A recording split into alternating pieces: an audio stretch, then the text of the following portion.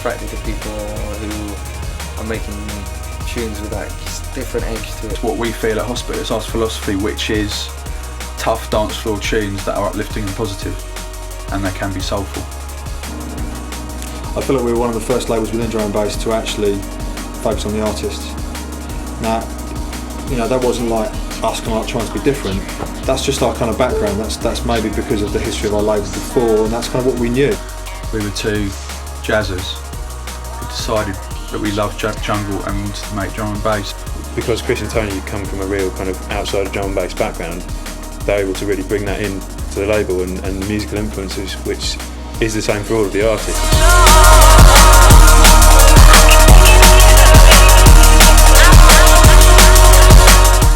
And it's been wicked to watch, the growth of High Contrast, not just his hair growth.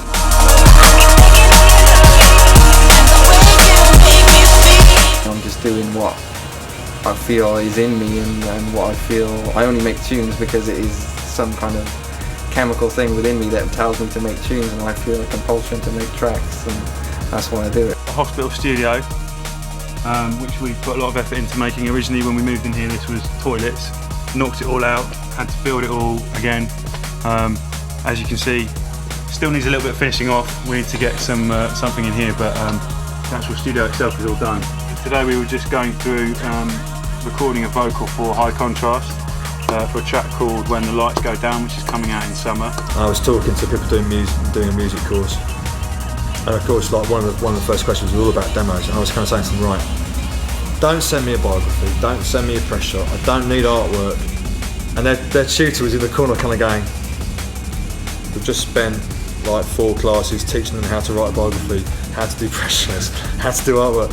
If you've got the time to be designing your demo sleeve, really you should just be making music. That should be the only thing that matters to you. Because nine times out of 10 the best demos are on just a plain CDR with the track names written on the sleeve and the contact number and email written on the actual CD. Track 2, what do you reckon? Should we call it Space Odyssey number 5? Like, no one cares.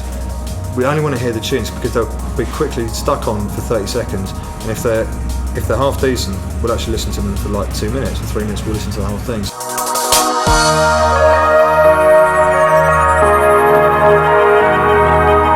Everything that we sing gets listened to, yeah. It might only get listened to for 30 seconds, because sometimes that's all you need. I'm kind of known as a exponent of vinyl and dub plates, as are all the best DJs, obviously, it goes without saying.